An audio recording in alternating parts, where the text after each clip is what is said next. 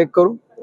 Velvet Kavisha publication तर्फे आज जो विश्वविक्रमी पुस्तकांचं प्रकाशन झालंय याचा एक भाग होता आला याचा मला आनंद आहे. या निमित्तानं मला हे लक्षात आलं की खूप खूप लिखाण चालू आहे. आपण आज म्हणतो की काळ बदलला आहे, डिजिटायझेशन झालेलं आहे, सगळे व्हिडिओजवर लोक आलेले आहेत, पण मग वाचणार कोण? पण मला इथं आवर्जून नमूद करावं असं वाटतं की या निमित्तानं खूप वेगवेगळी लेखक मंडळी मला दिसली, लेखिका मंडळी दिसली. कोणी बँकेत काम करतं, कोणी मूर्तिकार आहे. एक छोटी मुलगी होती जी 10-12 वर्षाची आहे, तिनं पुस्तक लिहिलं. तर लिहावंसं वाटणं ही मला फार महत्वाची गोष्ट वाटते. आणि दुसरी महत्वाची गोष्ट की वाचक आहेत म्हणून ते लिहितात. त्यामुळे वाचन संस्कृतीला हा एक प्रकारचा एक धक्का आहे, म्हणजे चांगल्या अर्थानं एक पुश आहे असं मला वाटतं. खूप खूप शुभेच्छा. आणि अशा पद्धतीचे लेखक तयार व्हायला हवेत. असं जेव्हा खूप लिखाण तयार होईल त्यातूनच आपल्याला पुन्हा एकदा विजय तेंडुलकर दिसतील, त्यातूनच पुन्हा एकदा आपल्याला जयवंत दळवी दिसतील, त्यातूनच पुन्हा एकदा आपल्याला अशा दुर्गा भागवतांसारख्या लेखिका येतील. तर हे लिखाण झालं तरच नवीन साहित्य उभं राहील आणि प्रत्येकाचा अनुभव विश्व नव्यानं लोकांसमोर येईल. वेलवेट कविशाचं खरंच कौतुक की अशा पद्धतीचे डिग्लॅमराईज कार्यक्रम करणं सोपं नाहीये. कारण इव्हेंटला खूप जास्त फंड येत असतात, पण अशा पुस्तकांच्या कार्यक्रमाला फंड येत नसताना सुद्धा त्यांनी हा कार्यक्रम केला याचं मला कौतुक वाटतं. खूप शुभेच्छा. थँक्यू. वर्षा टुकरून वेलवेट कविशा नावाने लिहिते, लेखिका आहे. लेखिका टू प्रकाशिका असा प्रवास चालू आहे आता. आणि आम्ही आज म्हणजे 10 महिने झालेत प्रकाशन संस्था सुरू केली आहे आणि त्यात 65 पुस्तकं रजिस्टर झाली. त्यातले आज 50 पुस्तकांचं आम्ही प्रकाशन केलंय. 44 लेखक ह्याच्यात समाविष्ट आहेत, सहभागी झालेले आहेत. आणि त्यांचं ह्या 50 पुस्तकांचं आमचं वर्ल्ड रेकॉर्ड होते.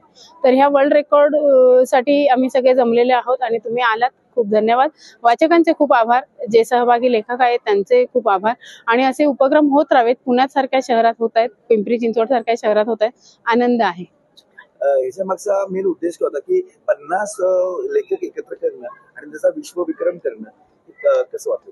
नाही, 50 लेखक आम्ही असे मोजून किंवा या म्हणून गोळा केले नाहीत.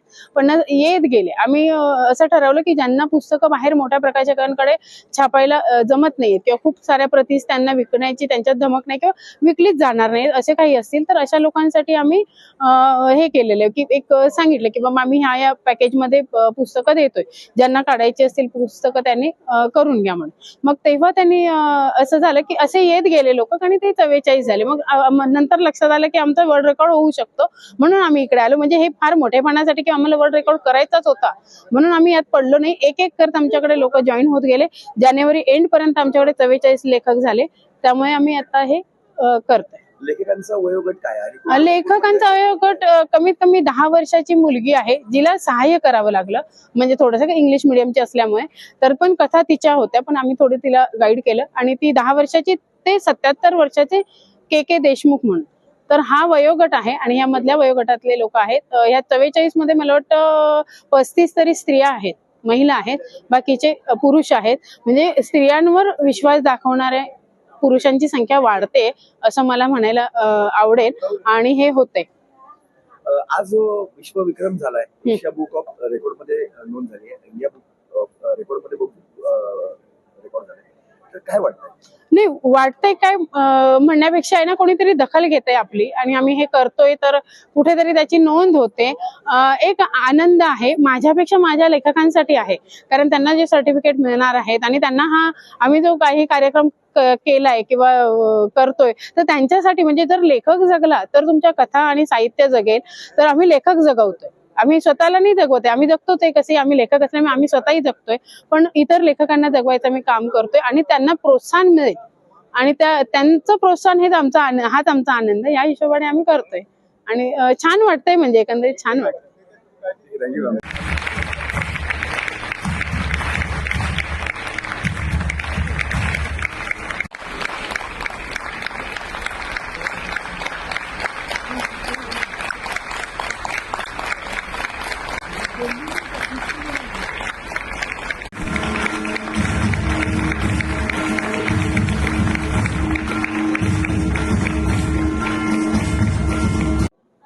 नमस्कार. वेलवेट कविशा प्रकाशनकडून आज जो विक्रम घडवला गेला त्याच्याकरता सर्वप्रथम वेलवेट प्रकाशनच्या सर्व वर्षार्थी, त्यांचं संपूर्ण टीम आणि सर्व लेखकांचं मनापासून अभिनंदन. एक विक्रम घडवणं हे सोपं नसतं. असे विक्रम घडवण्याचा आम्हाला अनुभव असल्यामुळे मला त्याची पूर्ण जाणीव आहे की त्याच्या पाठीमागे काय काय करावं लागतं. लेखन नुसतं करून होत नाही. लेखक जिथनं काम सुरू होतं म्हणजे ऍक्च्युली विषय याच्यापासून तिथून ते प्रकाशन होईपर्यंत या सगळ्या जबाबदाऱ्यातनं जाऊन स्वतः पण लेखन करून हे सगळं करणं खरंच अवघड असतं. पण वर्षा त्यांनी ते अतिशय लिहिलंय पेललंय. मला त्यांचं अतिशय कौतुक वाटतं आणि माझ्याकडनं मनापासून शुभेच्छा पुढच्या वाटचाली करता आणि आत्ताच्या या विक्रमाकरता मनापासून त्यांचं अभिनंदन.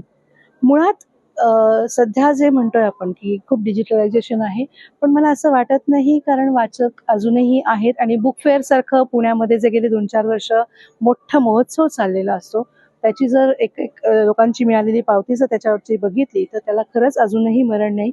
आणि हे आपली धरोहर आहे, हे टिकवणं आपलं काम आहे. आणि एक पुस्तक आणि एक आपण असलो की आणखीन काही लागत नाही.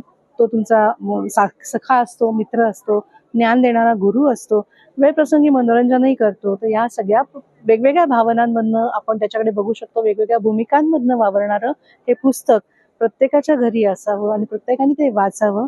चांगली माणसं चांगली पुस्तकं वाचल्याशिवाय कळत नाहीत म्हणतात.